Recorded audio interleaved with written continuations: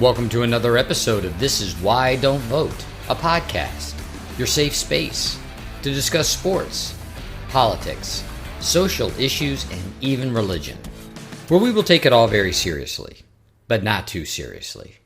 Season 3, Episode 40.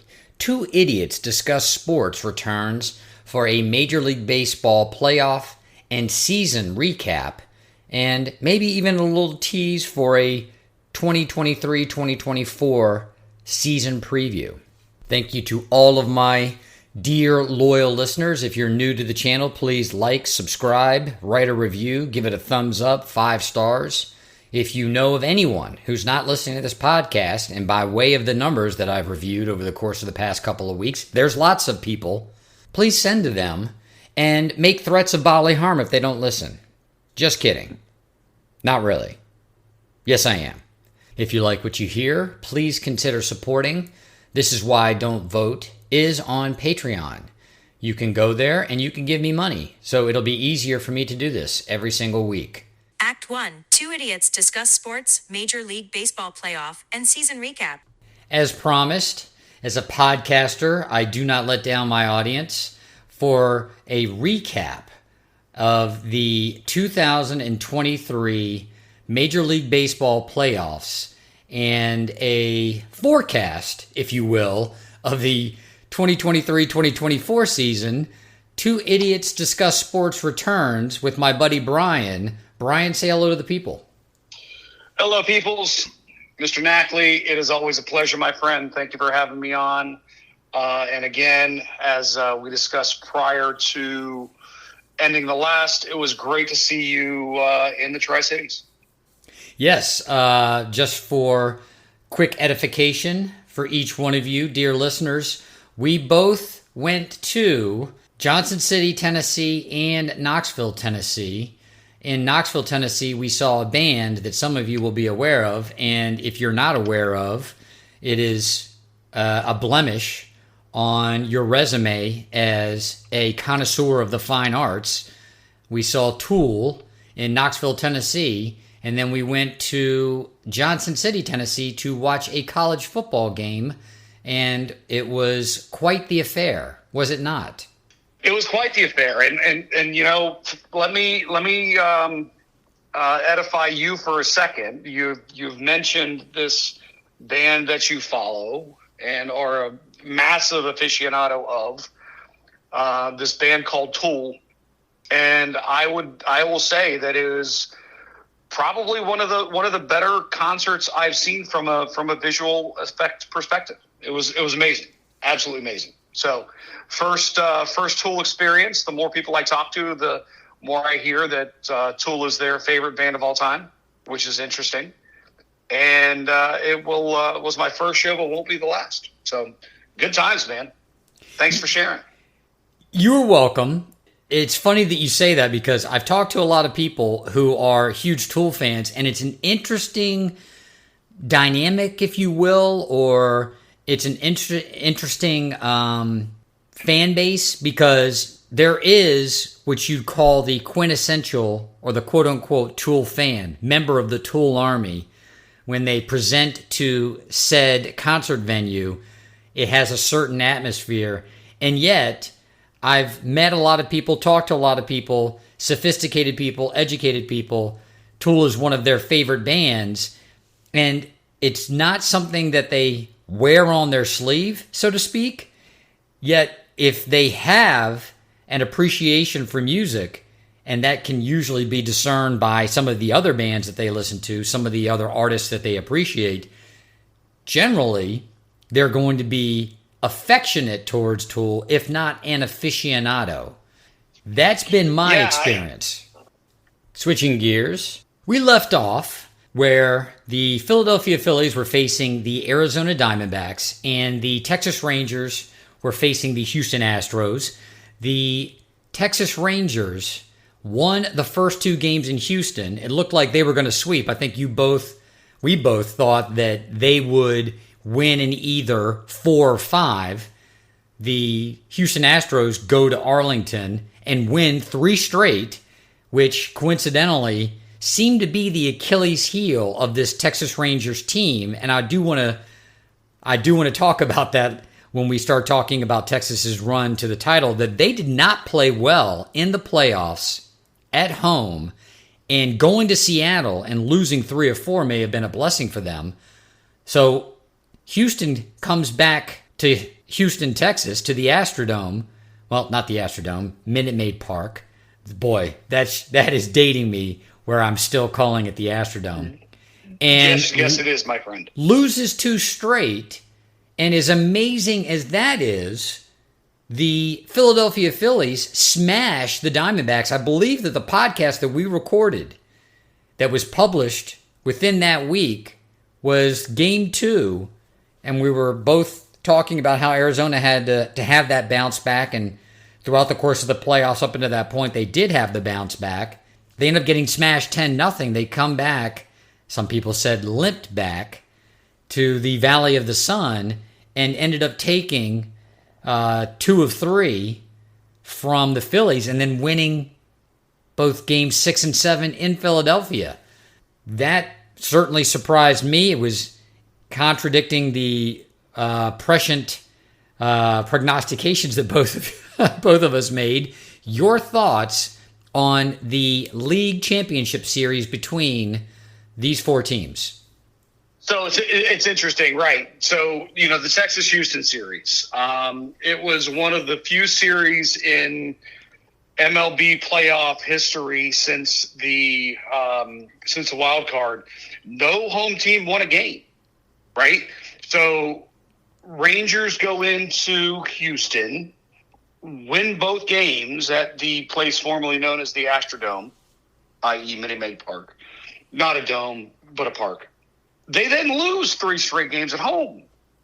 Down 3-2, going back to Houston, and somehow they win the next 2 games. And don't just win the next 2 games. They smacked them down for 2 games. Blew them out. And so it was one of those things, and we talked about this last year. It's that hot streak coming out of the wild card series. Texas was that train that was running through, and other than a few stumbles, they got it done. And it was all on the road, at least in the ALCS. So to go into Houston, Game 6, Game 7 against their pitching and win those 2 games to win the series was incredible. You kind of saw it. You and I talked about this last time, just the fact that Texas is a good team, and it's one of the few teams. You and I had this conversation over that weekend when we were together that, we've talked about this, or I've talked about this specifically, the fact that you can't buy a team. And the Mets have failed it at that miserably. But, they had a lot of hired guns. And what brought those hired guns together was, or is, what will be a Hall of Famer without a question in Bruce Bochy. Right. Dude's won 3 World Series. He's a hell of a manager. He did not win Manager of the Year. Not surprisingly, if you look at the entire body of work, it was not. There was some faltering in the regular season, but dude got it done in the playoffs. So surprising that that happened, specifically to go into Houston against that team with as much experience and playoff experience that they have to win those last 2 games was tremendous. Go to the other side of the coin, and you look at the NLCS and Philadelphia. Again, buzzsaw. That's a really good baseball team, and will be, well, maybe not, but they got a few things they got to fix. But really good baseball team. They lose the first 2. They win the first 2 in Arizona. The second game being that smackdown at 10-0, and then they lose the next 2, and you're wondering, hang on a second, what's going on here? The Diamondbacks take Game 5 at home. They're down, what was that, 3-2 at that point in time? Going back to Philadelphia? No, they were up 3-2. They were up 3-2. So they They lost games 3 and 4. They win game 5. So all they had to do was win game 6 or 7 at home, and they would have won the series. Philadelphia, meaning? Yes. Correct. Yes. And what didn't they do? They didn't win one of the games that they had at home. At home. Correct. Right. So with that crowd, with that environment, for Arizona to get in there and take both of those games, 5-1 in game 6, they eked out a win in game 7 to win 4-2, to send Philly packing to go home, back home and on vacation somewhere, because they were no longer playing baseball at that point in time. It was tremendous. It was amazing to see Arizona win that. It was, I think, less amazing to see Texas win it because of the season that they had, even though they did have a bad August into September. They had that series at the end of the season in Seattle that didn't go so great for them. But for Arizona to pull that off was absolutely amazing. They got a lot of young guys. Corbin Carroll now wins the National League Rookie of the Year. They got a really, really good baseball team, and they're going to be really, really good for time to come. Okay, so between these two teams, the Houston Astros and the Philadelphia Phillies, which one, and you can say both if you believe it to be true, which one of them choked? Oh, I'd say Philly, straight up. I think Philly choked more than anything. And I don't even like using that phrase, but, they had it in their grasp. They were at home. Philly fan talks a lot of smack. Yes, they do. Philly fan is more dedicated than Tool fan. And that's saying something. Yes. My friend. Philly fan is angry fan. And for them to lose those 2 games at home, prime time, stadium full, nobody sits in Philadelphia during the playoffs, not even that, dare I say, elderly lady in the white puffy vest that was behind home plate. But they don't sit down. And I think that was a bigger choke job, if I can use that phrase. And like I said, I don't like using it, but they had everything in front of them to win, and they didn't get it done. So I'm not sure where that puts them. Bryce Harper, after that series, said, we'll be back. But it ain't easy to get back. Winning in baseball in the postseason is hard. Winning overall is hard. You can win the regular season, but to really have the guts and gumption to continually make it to those later series in the playoffs, it's tough to do. And I don't know if they're going to get back, specifically with some of the holes they got to fill. I am going to go on record, although I think Houston choked. I'll go as far to say that I also don't like to use the word choked, but I will use it when it's appropriate. When you go home and you've got 2 opportunities to win a baseball game in order to go to the World Series, and you can't win either one of those games, and in both of those games you get blown out, I would go as far to say that's a choke. That's what happened to Houston. When you're Philadelphia and you smash the Atlanta Braves, and then you go into... Hey. Let's not get angry. Come on. Only one of us is angry over the reality of what happened. Only one of us is angry. The Phillies smashed the Braves, which, again, not only was the number 1 seed, but very well was the most prolific offense in the history of Major League Baseball. And then what happens? They win the first 2 games. The second game at home being 10-0, and you go into Arizona. And I'm not even going to talk about the fact that they lost games 3 and 4 because they did what they needed to do. They won game 5. So if you're that baseball team, you get on the plane and you say, okay, yes, we would have liked to have finished it in Arizona. We didn't do it, but we're up 3-2. We're going home. We're going to sleep in our own beds. We're going to go in front of a crowd that's going to be completely maniacally in vitriol, screaming at the Arizona Diamondbacks for the entire game. Nobody's going to sit down, like you just said. You're going to have 86-year-old women screaming profanities worse than any naval sailor has ever screamed them in the history of nautical warfare.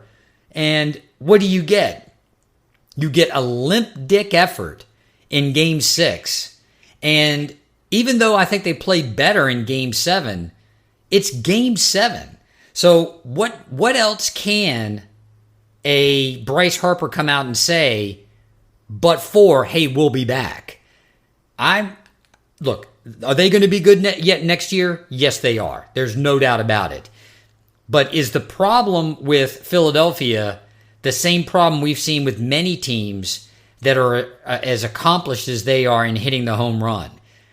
I was telling you that I was watching the Kentucky-Kansas game last night. Kentucky, in the first half of that game, hit either 9 or 10 threes. So that was, in and of itself, prolific. When you've got a team who's shooting 50 or 55% from the three-point stripe, Kansas ends up winning that game against a team that they had no business beating, and Kentucky couldn't hit a three in the second half, particularly down the stretch. Philadelphia reminds me of that same team. As much as Atlanta might hit a lot of home runs, Philadelphia relies on that home run. When they stop hitting them, they just go bone dry. It happened to them in the World Series 2 years ago, and it happened to them in the playoffs against the Arizona Diamondbacks. I want to credit the Diamondbacks pitching, but when you're at home in a Game 7 in a close game, you've got to manufacture a run. You've got to do something in order to spur that team on. And it was the Diamondbacks that ended up beating down the base pass, putting pressure on Philly's defense, putting pressure on Philly's pitching staff.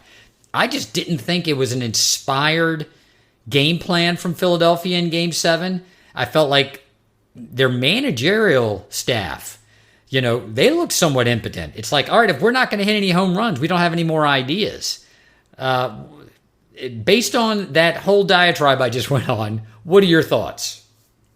Yeah, I think that.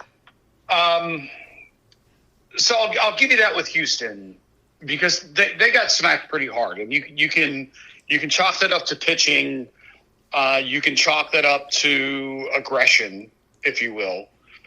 With Philadelphia, it live by the homer, die by the homer, right? Or, live by aggression at the plate, die by aggression at the plate. And what Philly did early on in this postseason, the same thing they did in the postseason last year, which is they came out strong and they came out swinging. And when you can't hit something, when the bats go cold, it doesn't matter whether you're playing long ball or small ball, nothing's going to get done, right? You can't manufacture a run. And it seems like I don't think that they lived by the home run as much, but they were able to get a lot of things manufactured. And, you look at Kyle Schwarber, same thing that happened with the Braves and Ronald Acuna. When Acuna went dry, the rest of the team went dry. When Schwarber went dry, it seems like the rest of the team went dry. But Bryce Harper, who he is, he's a killer. Like he's the Mamba of Major League Baseball. Okay. That's who he is, specifically in the playoffs. So for him not to be able to come up and do something through that, I think is not great. But we can talk about choke jobs all day long, but I'm going to just say hashtag it's baseball. These things happen. The question is, are they going to happen at the wrong time or the right time? And for Philadelphia, they happened at the wrong time. Fair enough. World Series, the Texas Rangers versus the Arizona Diamondbacks. I do believe that the Rangers being upset in Seattle, then having to get on a plane and go to Baltimore and not playing at home, I said it on the last podcast, it lit a fire under their ass. It was strange how poorly they played at home throughout the course of the playoffs. And I'm going to make an analogy to you, and it of course hits home to me. Game 1, the Arizona Diamondbacks are leading. They go into the ninth inning. They blow the save. Goes into extras. They lose the game. Then they win game 2. Okay? So had they not blown game 1, they go back home up 2-0. Let me give you another situation. It is the year of our Lord, I believe it was 2016. The New York Metropolitans are playing the Kansas City Royals in the World Series. New York is up in Kansas City, blown save. They win game 2. I'm sorry, in game 1, they blow a save, so they lose game 1. They win game 2. And then Kansas City just goes on a tear and ends up winning. I believe it was 4-1 or 4-1. And it just struck me that this was played out so similarly between these two teams, between Texas and Arizona. It looked just like Kansas City and New York, that Kansas City had the opportunity to come back in game 1. They did it. They did lose game 2. It was a great pitching performance by Thor, Noah Syndergaard. And then that was it. The Mets had no more pitching to offer, and it was a quick series, and I think that's what happened with Arizona. What are your thoughts about blowing a game in the World Series in the ninth inning and allowing a team to steal that win, as far as how that affects the team's momentum? Well, I think it affects the team's momentum. One thing that I will say is, first off, that series against your New York Metropolitans and the Kansas City Royals, the manager of the Kansas City Royals was a Braves alum in Ned Yost. So there's that. Yes. You're welcome. Yeah. But, going to World Series, game 1, they lose game 1 6-5, right? And I would say I'd agree with you that it affects them, but they came back and won 9-1 in the next game. So the day after, probably not the day after, I'm sure there was a television day in there, but they come back and win 9-1 in game 2. How much did that actually affect them? Now, it's a loss versus a win, so there's an effect there. I don't know that it would have affected them that much mentally. Had it affected them as much, they wouldn't have won 9-1 in game 2. So that's a positive, right? So they come back, they get momentum back. What happens is I think what happened with that series is you have Craig Seager, who was a World Series MVP for 2 teams. Corey Seager? Including Corey. Yes. Who did I say? Craig Seager. Corey Seager, correct. Corey Seager was a World Series MVP for 2 teams now, right? We talked about this earlier, that he was batting .300 against every pitch he saw this year, except forkball, where he was 0-1. You had Marcus Semien, and then you had Aroldis Chapman, who don't know where this came from, but became an absolute madman during the playoffs.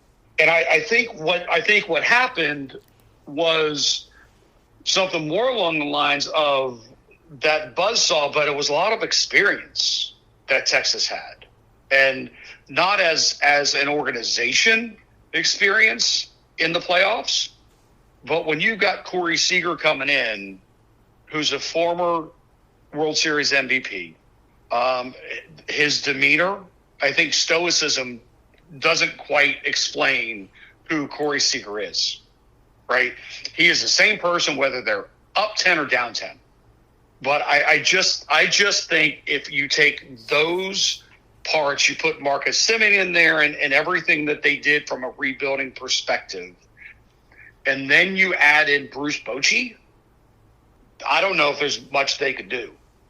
Like I think Arizona made it great run through the playoffs. They made it a competitive series, specifically with their number 2 starter who played, 5 years in Korea we talked about? Right. Merrill Kelly? Yeah.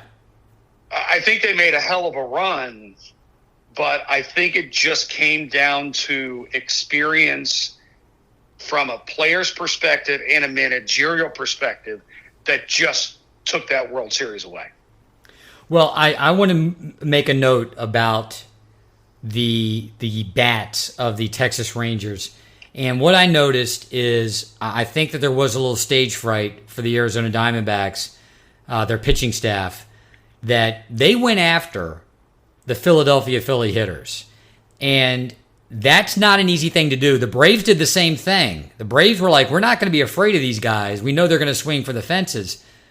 And it didn't work. And the Arizona Diamondbacks did go after them, saying, hey, you've got to go after. If they're going to take these big swings, we can't be meek. We have to be able to strike them out at the plate. And they did.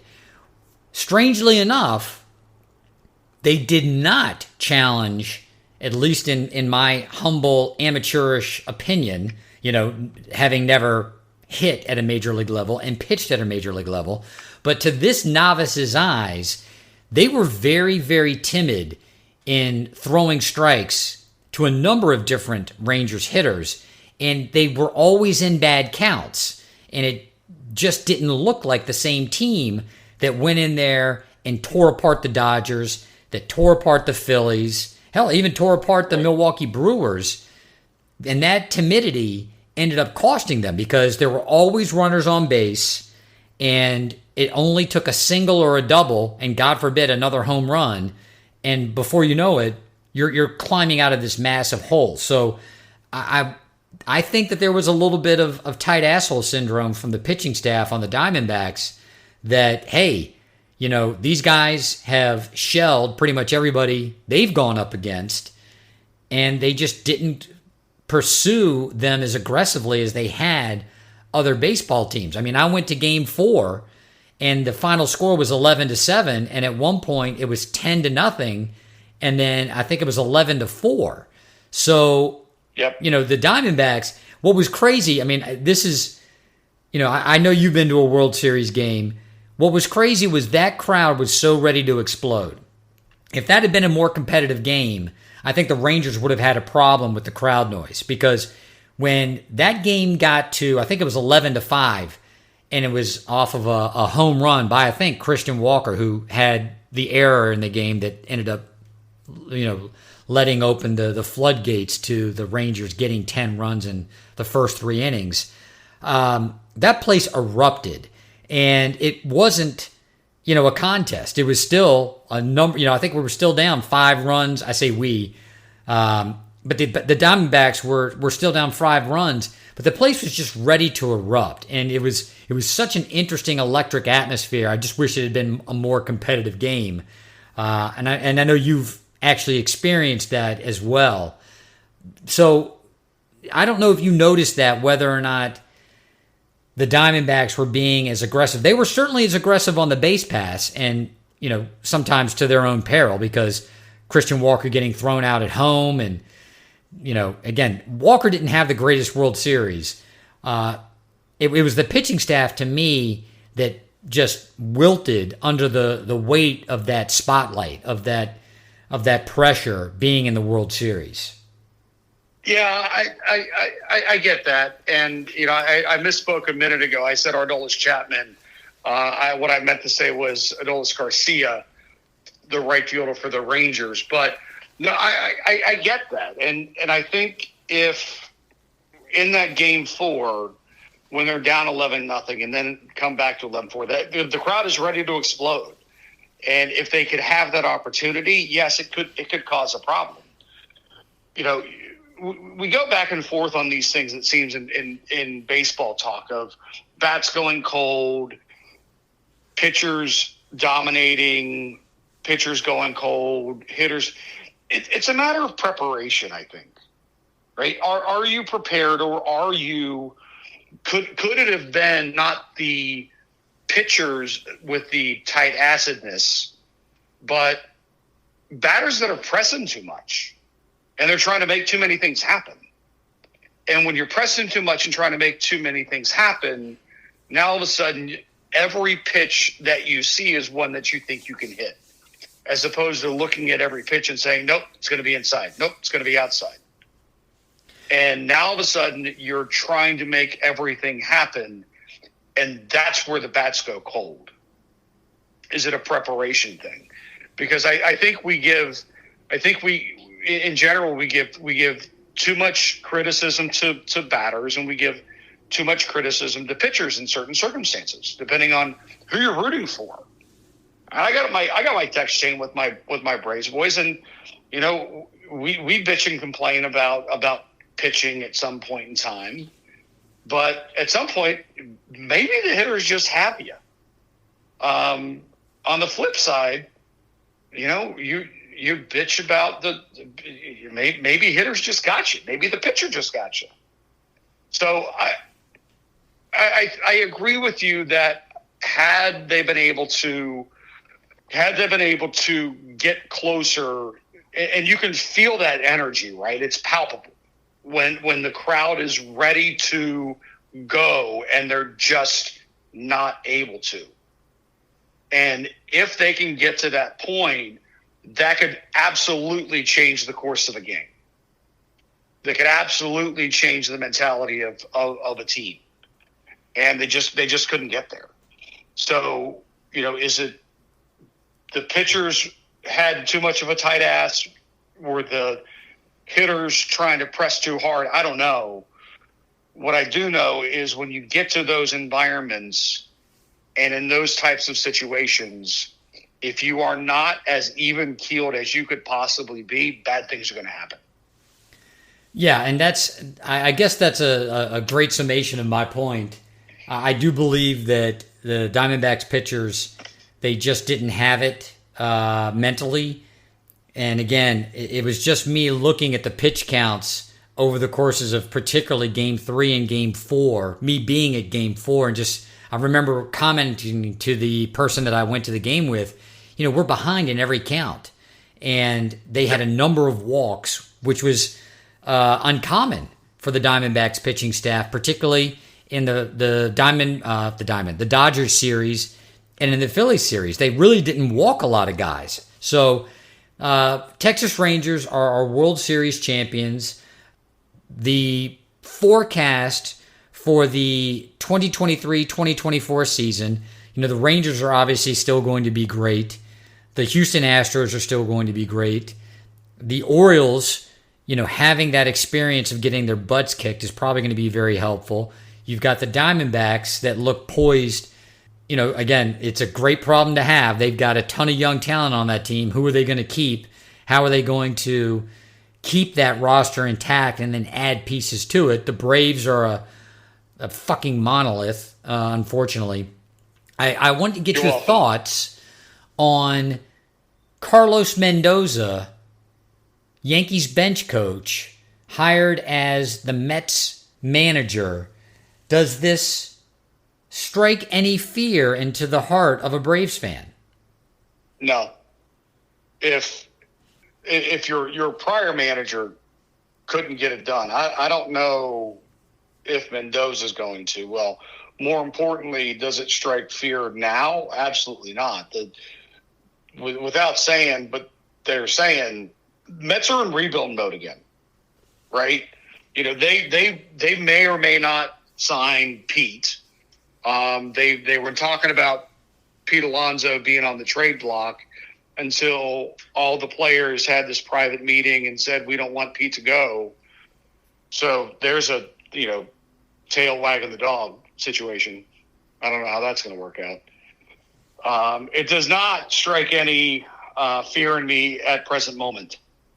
What strikes fear at me in present moment is the Marlins, whose manager won National League Manager of the Year. Yes. A pitching staff that's going to come back, specifically Sandy Alcantara.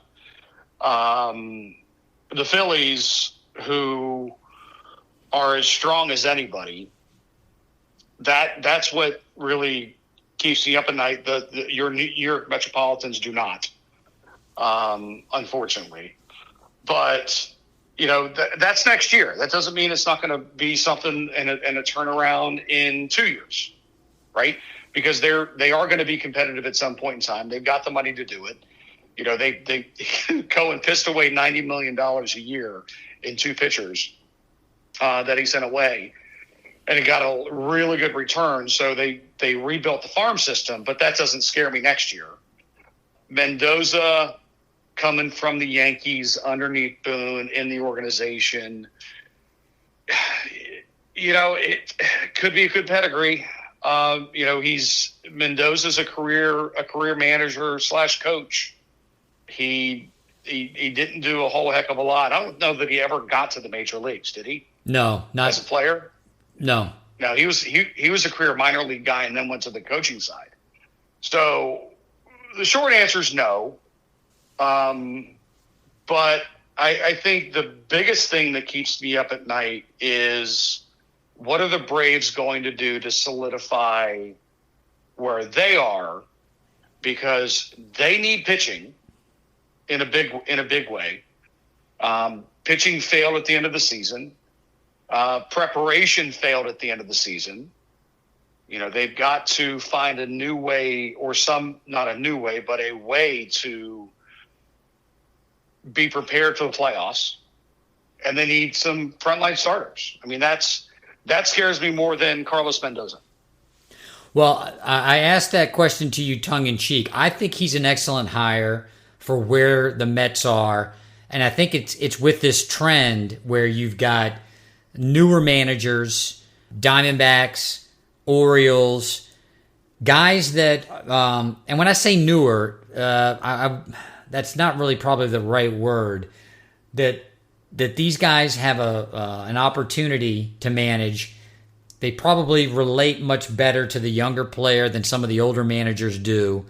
And if you're looking to rebuild and bring along young talent, it's probably in your best interest to have someone that's less of a mental or game manager, which you got in a Bruce Bochy, or a Bob Melvin, or a Craig Counsell, and bring in someone who's not only going to teach some of those in-game tactics, it's the fundamentals. Like, this is the fundamentals of what it's like to have to be a pro.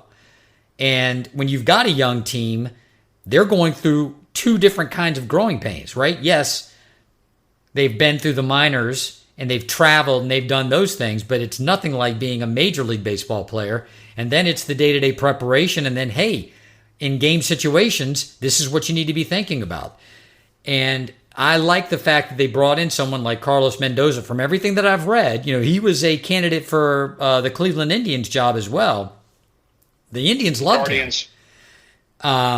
So, he is someone, at least in baseball circles, thought to be able to bring up and coach up the kids. And given that it's a rebuild, and yes, given that the Mets got an absolutely remarkable haul of young talent, I'd love to see, my fingers crossed are the kids coming up through AAA, and maybe by the end of the season next year, whether the Mets are in playoff contention or not, you see some of those kids coming up and down, getting to play in the bigs, getting some experience. Let's switch gears then, and Atlanta Braves, I'm glad you brought it up. I was going to mention that the Braves remind me of the Braves of the 90s. They haven't had the tenure, but a lot of the Braves pitchers are older and are looking at who is out there on the free agent market that you have your eye on as super fan, or is there any scuttlebutt within the echo chambers of Braves fandom? Who are the Braves looking at to try to replace some of that talent? So it's interesting. They just Charlie Morton is just turned 40, and they just picked up his $20 million option for 2024. And some might look at that and say, he's a 40-year-old and you're paying him $20 million. But the reality is that is unbelievably cheap for what you're getting for starting pitching these days, specifically with experience, right? Yes. $20 million for a frontline start. Now I want to say frontline starter. He's a solid number 3 now. But more importantly, what Charlie brings is knowledge. And if you've ever heard an interview with Charlie Morton post game, one of the best interviews that you'll hear, because a lot of it is extremely introspective. It's very well thought out, and it's just how his mind works. And I think that having that type of experience with a young staff will be tremendous. Big holes. Max Fried, who has been hurt, was hurt at the end of this season this year with yet another blister issue. Caught a virus at the end of 2022, lost, 10, 15 pounds on his 135-pound frame, which is not good. But I don't want to use the phrase durability issues, but he was hurt the past two, at the end of the season, the past 2 years. This is his last year. It's they haven't been able to sign him to an extension, obviously. And as you and I both know, if you've got somebody entering the final year of a contract and you can't get him signed prior to the start of the season, you're not getting him signed. He's going to free agency. Right. There's no way around it. So the question is, what's he going to command? Is it going to be a $25 million, $30 million a year? He's 29, 30 years old, plus or minus. I can't recall exactly. Maybe 31, but he doesn't have as many innings on his arm because he kind of came up a little later. But Max Fried is going to be here this year, and he needs to stay healthy, but we don't know what's going to happen going forward. Spencer Strider is one of the most analytical on himself pitchers I've seen. Completely vegan, knows his body, takes care of it, has thighs the size of Kansas. His thighs are bigger than you, Mackley. He's a legitimate ace coming into this year. The next question is, we got a lot of young guys. Good news is that the Braves may have money to spend. And for the first time in a long time, they may be dipping into that free agent market. And I am reading a hell of a lot right now about Aaron Nola coming from Philadelphia. Really? Yeah. It's he is a relatively southern guy, and I can't recall exactly where he's from. If I'm not mistaken, did he play baseball at LSU? Oh God, I think he did properly. That might be right. I think he might have won a World Series with LSU.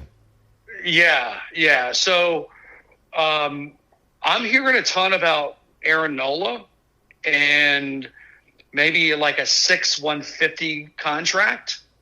He's about 3 months older than Max Fried. And if the Braves can get him for $25 million a year, now I think it's important to note the Braves have not signed anyone over the past 2 years, specifically all these extensions that they did with their young players for more than $22 million. It's been a magical unsaid salary cap, $22 million a year. And that's more along the lines to spread money around more. But word is that they are going to pay for a frontline starter. Now, what I do know with Alex Anthopoulos is he's not going to get crazy stupid money. There's no way. He doesn't play in the big boy. We're going to pay Dansby Swanson $187 million for 3 years conversation. It's not what he does. No. His goal is always to leave the Braves in a better place than he got the Braves, and I don't think he's leaving anytime soon. But his eyes are always on the future. What can we pay? Who can we pay when? But the reality is that they need starters, and they've got a lot of really good young guys, but those young guys don't always pan out. Bryce Elder started the year in his first full season, made the All-Star team. Had a phenomenal first half of the year and then went to absolute dog shit in the second half and couldn't get it back. So how you can't always trust those younger guys. So they absolutely need a frontline starter. And I've heard Nola thrown around. I've seen Blake Snell, but Blake Snell is going to get a $300 million contract somewhere from someone. He just won the National League Cy Young Award tonight. He's not going to come cheap by any means. No. But I think Nola could be that guy, whether it's rumblings and rumors or actual fact, I don't know. But what I do know is that Alex Anthopoulos will put a team together that won't be exactly what you think it might be.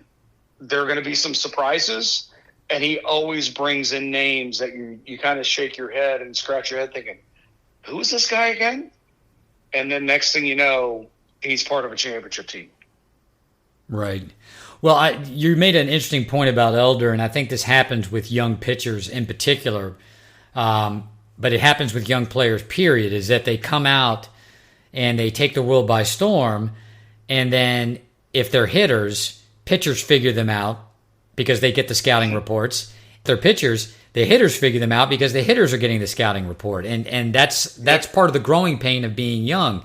That's why, some of these younger players for the Orioles, Young for the Texas Rangers, Corbin Carroll in Arizona, the fact that they maintained their torrid pace, they took the league by storm, and then they didn't stop. At some point, we kept thinking the Orioles are going to come down to earth. Nope. Young in Texas is going to go on his cold spell. He did go on a little cold spell, but he picked it right back up, and that was probably a testament to Bochy and his coaching staff. And then Corbin Carroll, my God. So, that's the thing about the kids, is that the scouting reports come out, and they're going to have to learn to develop as professionals. They've got to widen their repertoire, whether it be, going the other way as hitters or pitchers using either different pitches or at least just mixing up the pitches that they have. I know we're getting a little long in the tooth. One last thing I wanted to throw out there and get your thoughts on. I was disappointed that he chose the Cubs over the Mets. Craig Counsell to the Cubs. Yeah. What are your impressions of that? Where do you see the Cubs in the next season or two? It's interesting. And when we've had this conversation about Craig Counsell, when did he become the next coming?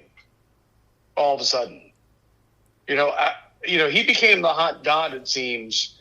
And you and I both thought that he was going to follow the GM to the Mets. The Cubs had a manager when they announced the new manager. Yes, they did a press release firing a manager and hiring a manager in 2 paragraphs. You want to talk about efficient? I think I sent this to you. All of a sudden we hear that Craig Counsell was hired as the Cubs manager. I wonder if David Ross knew. I hope he got a memo that he was no longer managing. It was a surprise. I feel like in a month. I think it's a testament to the Cubs and what they're trying to do and trying to get things together. But Rossi did a pretty bang up job the past couple of years, and all of a sudden he's shown the door. From that perspective, what do I hope from them? I hope they fall flat on their face. I think it would serve them right to do it. But if Counsell can come in and he can put those pieces together, and if he knows those pieces fit, if you will, they can make it work. But they got Cody Bellinger out and may or may not be in the outfield. I think that there is still a lot of questions around the Cubs' overall lineup. I got your tool reference. I appreciate that. I also think welcome. In the next 30 to 60 days, you're going to get a little bit of the scuttlebutt from David Ross's side about whether or not he learned he was being replaced through social media, which I suspect is the case. And I think to the third point, Craig Counsell has been such a hot commodity, the second coming, because Milwaukee has not made the kind of moves that other teams, even in their own division, have made. And he has had them in a position that I think most pundits thought was exceeding the level of talent on the team. So the thought being, okay, you give him a talented roster and you give him a GM and a president and an owner that's going to go out and spend the money. That's a World Series caliber manager. Are the Cubs that team? I think the Cubs have the ownership group and they have the money. Whether or not they have the GM and the president, that remains to be seen. And I agree with you. I think that roster has a lot more question marks on it than I would say even the current Milwaukee roster that he was managing. Certainly the Reds roster or the St. Louis roster. I mean, I would put the Cubs. Let me make that more clear. I would put the Cubs roster on the same level as the Reds and the Cardinals. Lots of question marks. Is there some talent there? Yes. Yep. Lots of question marks, and their record reflected as much. So I just wanted to get your 2 cents on the record about Craig Counsell, because I'm the same way. I have nothing against Craig Counsell. I was hoping he was going to be the Mets manager. From a Schadenfreude standpoint, if the Cubs fall flat on their face for the way that they handled the David Ross situation, it wouldn't hurt my feelings at all. Do I believe that they're going to be a good team in 2 years? Unfortunately, with that manager and his eye for talent and the way he coaches the kids up, yeah, I think they're going to be. I think that, and let me summarize. You look at Counsell and what he did in Milwaukee. He also had perennial all-star starters throwing the ball. So yes, he coached the kids up a little bit. He had a former MVP in the outfield in Christian Yelich, and he had Cy Young caliber pitchers up until and all the way through the lineup up until they traded Josh Hader. Right. So I think that's also got something to do with it. So we'll see what happens. I think one of the biggest moves from a managerial perspective this year was not Craig Counsell. I think one of the biggest moves was Ronald Washington going from third base in the Atlanta Braves organization to managing the Los Angeles Angels at Anaheim. That's something you gotta keep an eye out for. Okay, Ron agreed. Washington, unbelievable infield manager and infield coach, but he took the Texas Rangers to the World Series twice.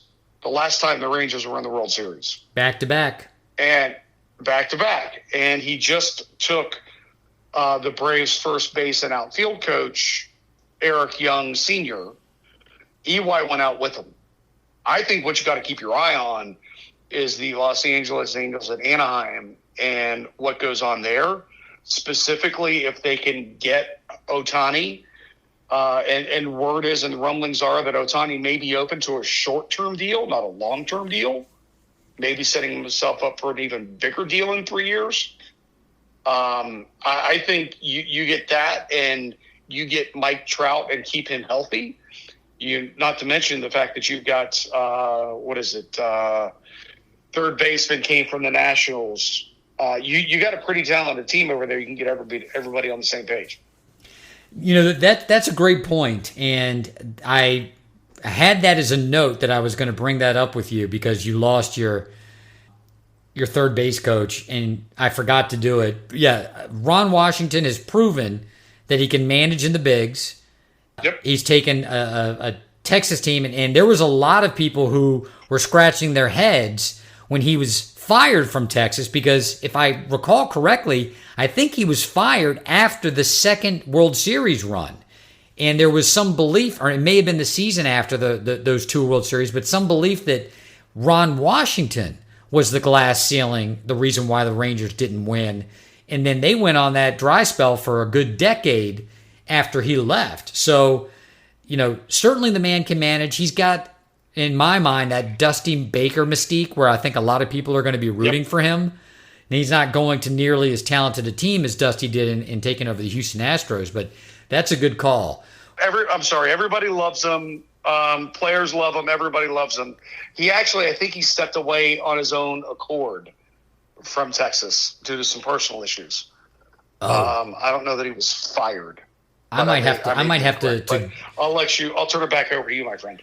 Editor's note: Brian is correct. Ron Washington left the Texas Rangers close to the conclusion of the 2014 season, citing personal reasons. Well, I'm glad you said that for the sake of the podcast and accuracy. There may be somebody listening to this that actually knows better and says these two jackasses don't know what the hell they're talking about, which is true. But in this particular circumstance, thank you for clarifying. I will consult the Google machine after we wrap this up. But I do appreciate you coming on. As always, I love having these conversations, and I look forward to doing another podcast in the near future. That being, God, I can't believe it now. It's going to be only in 4 months. In March, we'll be doing our season preview. 88 days, 12 minutes, and 45 seconds, my friend, until spring training. The days are counting down. Not that you're excited or anything, huh? No, I miss baseball. All right, man. Thank you so much for coming on. All right, Patrick. Talk soon. Appreciate it. Act 2, Epilogue. Sadly, there will not be another Two Idiots Discuss Sports edition of baseball until March of 2024. I know some of you rue that. I know some of you celebrate that. This is traditionally the time where I'd make an announcement that I'm going to take a hiatus until next year on the podcast, and I've decided not to do that. I'm going to continue to publish episodes throughout the course of the year. Although I'm not doing it for fame or money, because it hasn't garnered either, I do know that if you postpone publishing a podcast for a period of time, particularly over 30 days, that a lot of the listeners that you have gained over the course of a 6 or 12 month period, they'll stop listening and they'll forget to come back, even if they get the alert in 60 or 90 days that the podcast is now being published again. So in the attempt to keep what I have earned over the course of the last 12 months, I'm going to continue to publish episodes throughout the course of the year. This is Why Don't Vote, a podcast.